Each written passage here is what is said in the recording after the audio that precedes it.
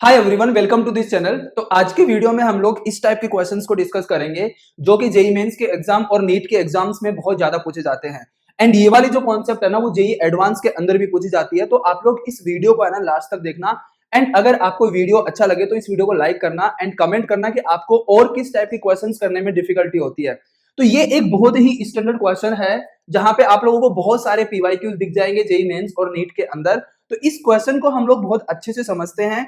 एक एक चीज मैं आप लोगों को बहुत अच्छे से एक्सप्लेन करूंगा, तो इस वीडियो को लास्ट तक देखते रहना। तो सबसे पहले हम लोग इस क्वेश्चन को समझेंगे कि इस क्वेश्चन में क्या दिया है। The charge accumulated on the capacitor connected in the following circuit is, हमें ये चार्ज बताना है कि ये फॉलोइंग सर्किट हमें दिया गया है। इस जो कैपेसिटर है यहाँ पे, इस कैपेसिटर पे कितना चार्ज एक्यूमुलेट होगा फाइनली। इसका मतलब जब भी आरसी सर्किट की बात होती है तो हम लोग जनरली जो आप लोगों के एग्जाम में क्वेश्चंस पूछे जाते हैं जेई मेन और नीट के एग्जाम में, वो या तो t is equal to zero वाला जो केस होता है वहां से क्वेश्चन पूछा जाता है, या फिर t is equal to infinite second वाला जो केस होता है वहां से क्वेश्चन पूछे जाते हैं। तो आप लोगों को पता होगा कि t is equal to zero के ऊपर जो कैपेसिटर जो होता है ना, वो एक कनेक्टिंग वायर की तरह काम करता है, मतलब एक conducting wire, short circuit wire की तरह काम करता है। इसका मतलब अगर हम लोग इस वाले सर्किट को ध्यान से देखें तो t is equal to zero के ऊपर इस जो यहाँ पे कैपेसिटर है इसके ऊपर जीरो चार्ज होगा। मतलब ये एक कंडक्टिंग वायर की तरह बिहेव करेगा एंड इस कंडक्टिंग वायर से कोई ना कोई करंट फ्लो करेगी। अगर हम लोग बात करें t is equal to infinite की, तो t is equal to infinite पे ये जो कैपेसिटर है ये फुली चार्ज हो जाता है। मतलब यहां से ये जो AB वायर है इससे कोई भी करंट फ्लो नहीं करती। इस केस में हम लोग यहाँ पे देखेंगे कि इस कैपेसिटर के ऊपर हम लोग जो फुली चार्ज होने के बाद में जो चार्ज आता है वो कैसे निकाल सकते हैं। आप लोगों को ध्यान से देखने की जरूरत है। देखो सबसे पहले हम लोग एक दो चीजों की बात कर लेते हैं। At t is equal to 0, capacitor behaves as short circuit, and at t is equal to infinite, capacitor behaves as open circuit. Open circuit की तरह कैपेसिटर जो है ना वो बिहेव करता है। तो हम लोग यहाँ पे अगर चार्ज पूछा तो हम लोग यहाँ पे सेकंड वाला केस जो है ना t is equal to infinity पे, उसको हम लोग यहाँ पे डिस्कस करने वाले हैं।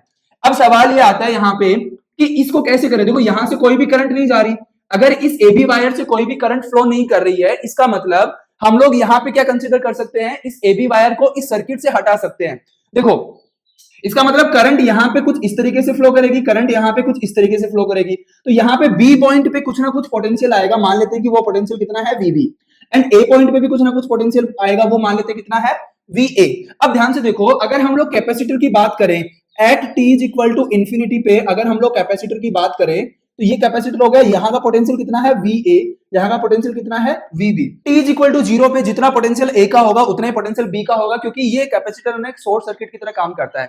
तो अब देखो यहाँ पे अगर हमें बताना है कि इस कैपेसिटर के ऊपर कितना चार्ज है, तो हमें यहाँ पे ये पोटेंशियल डिफरेंस निकालना पड़ेगा, मतलब A और B पॉइंट का यहाँ पे पोटेंशियल कैलकुलेट करना पड़ेगा।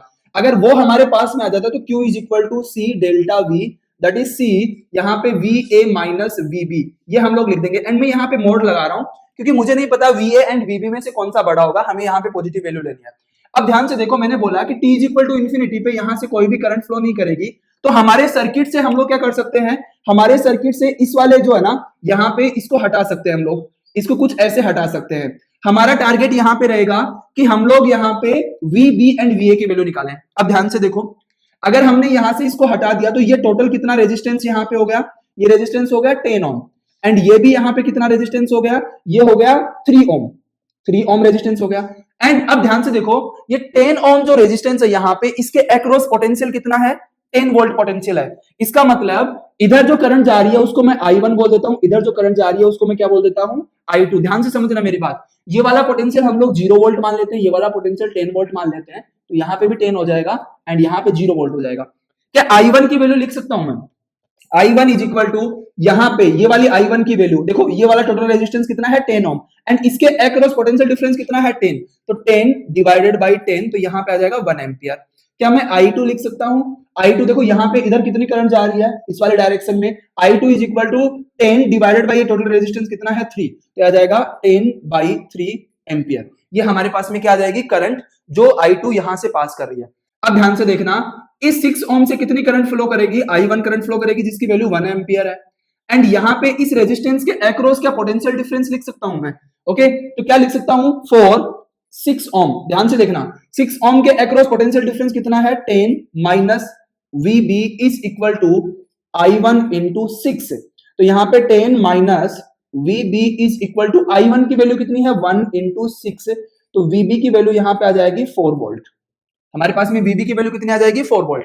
अब हम लोग बात कर लेते हैं यहाँ पे 1 ओम वाले की, तो यहाँ पे फॉर 1 ओम की अगर हम लोग बात करें तो इसके अक्रॉस पोटेंशियल डिफरेंस कितना होगा, 10 minus VA is equal to 1 into I2। अब देखो करंट 10 वोल्ट से इधर की इधर करंट हाई पोटेंशियल से लोअर पोटेंशियल की तरफ फ्लो करती है, तो यहां पे हम लोग सिंपली क्या लिख देंगे, I2 की वैल्यू कितनी है हमारे पास में, I2 कितना है था 10/3, तो 10 minus 10/3 is equal to VA, तो VA यहां से आ जाएगा 20/3 वोल्ट। ये किसकी वैल्यू आ जाएगी, VA की वैल्यू आ जाएगी। अब देखो हमने बोला था कि इस कैपेसिटर के ऊपर अगर हमें चार्ज निकालना तो हमें VA एंड VB की वैल्यू निकालनी पड़ेगी, एंड ये हमारा चार्ज का फॉर्मूला है, यहाँ पे ये वाला चार्ज का फॉर्मूला है। तो हम लोग सिंपली यहाँ पे क्या लिखेंगे, Q is equal to C, and इन दोनों में से बड़ा कौन है, देखो ये 20/3, तो ये ऑलमोस्ट 6 से बड़ा है, तो हम लोग क्या लिखेंगे यहाँ पे, C VA माइनस VB, तो यहाँ पे कितना आ जाएगा, C VA कितना है 20/3 माइनस 4, तो यहाँ पे कितना आ जाएगा 20/3, 3 एलसीएम ले लेंगे तो ये आ जाएगा -12, C इंटू 8/3। अब C की वैल्यू हम लोग यहाँ पे क्वेश्चन में कितनी दे रखी है, 150 माइक्रोफेरेड, तो Q इज इक्वल टू हम लोग 150 माइक्रोफेरेड इंटू, ये वोल्ट है ना, इंटू 8/3 वोल्ट, तो यहाँ पे हमारे पास में कितना आ जाएगा 150/3 इंटू 8 माइक्रो कूलम, एंड इसको इससे हम लोग कट कर देंगे 50 टाइम्स, तो हमारे 50 इंटू 8 कितना हो जाएगा 400 micro coulomb. This is the right answer of this question. तो आई होप आप लोगों को ये वाला सॉल्यूशन समझ में आया होगा। अगर आप इस चैनल पे पहली बार है तो इस चैनल को सब्सक्राइब करिए, क्योंकि यहाँ पे मैं जेईई मेन, जेईई एडवांस और नीट से रिलेटेड जो PYQs है इंपोर्टेड, उनको डिस्कस करता हूँ।